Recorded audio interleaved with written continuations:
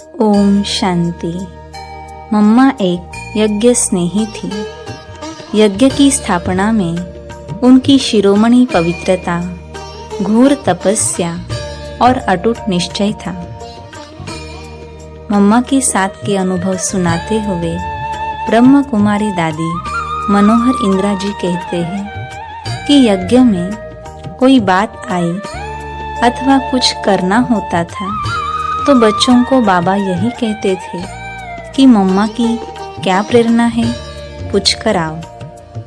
मम्मा की राय के बाद मैं अपनी राय दूंगा। यज्ञ माता मम्मा है। इस प्रकार मम्मा से पूछे बगैर बाबा कोई भी कार्य नहीं करते थे। घर में जैसे माँ होती है, बच्चे की हर बात पर ध्यान देती है, उसी प्रकार मम्मा यज्ञ वस्तुओं के हर क्रियाकलाप, उनकी शारीरिक, मानसिक, पारिवारिक और आध्यात्मिक जीवन की प्रगति के लिए हर संभव ध्यान देती थी। समस्याओं का समाधान करती थी, प्यार दुलार से पोषण करती थी। मम्मा हर यज्ञ वस्तु का दिल जीत लेती थी। सब कुछ करते हुए भी ज्ञान की गहराई में जाकर ज्ञान के रहस्यों को सुनाते हुए भी कभी सुनने वालों को यह महसूस नहीं होने देती थी कि यह मेरी विशेषता है।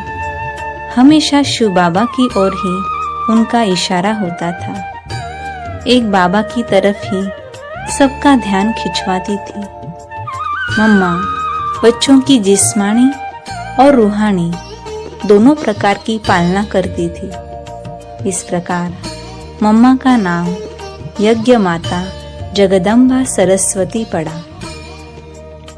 ब्रह्म कुमार भ्राता ओम प्रकाश जी अपना अनुभव सुनाते हुए कहते हैं कि मातेश्वरी जी जहाँ तहाँ सेवा केंद्रों पर प्रवचन करने जाती थी। जितनी भी उपहार वस्तुएं मिलती उन्हें न स्वयं प्रयोग करती न दूसरों को प्रयोग करने देती। उन्हें लाकर पहले यज्ञ में यज्ञ पिता को अर्पित करती थी। ब्रह्म कुमार भ्राता महेंद्र जी मम्मा के साथ के अनुभव सुनाते हुए कहते हैं कि मातेश्वरी जी का यज्ञ से बहुत स्नेह था। वे कहा करती थी कि यज्ञ की कोई चीज बेकार नहीं जानी चाहिए। एक बार की बात है कि यज्ञ बस गेहूं साफ करके बोरी में भर चुके थे। कुछ गेहूं इधर उधर बिखरे हुए थे। मातेश्वरी जी ने ध्यान दिलाते हुए बड़े ही स्नेह से कहा कि एक एक गेहूं का दाना एक एक मोहर के बराबर है। वे यज्ञ की एक एक चीज की कीमत जानती थी एवं बतलाती भी थी। वे कुशल प्रबंधक थी। यज्ञ वस्तुओं की स्थूल के साथ सूक्ष्म आध्यात्मिक पालना पर भी उनका विशेष ध्यान रहता था। मम्मा कुशल प्रशासक के रूप में छोटी उम्र में ही यज्ञ कारोबार की जिम्मेवारी संभालने के निमित्त बनी और सभी के दिलों को जीत लिया। ऐसी थी हमारी यज्ञ स्नेही मम्मा।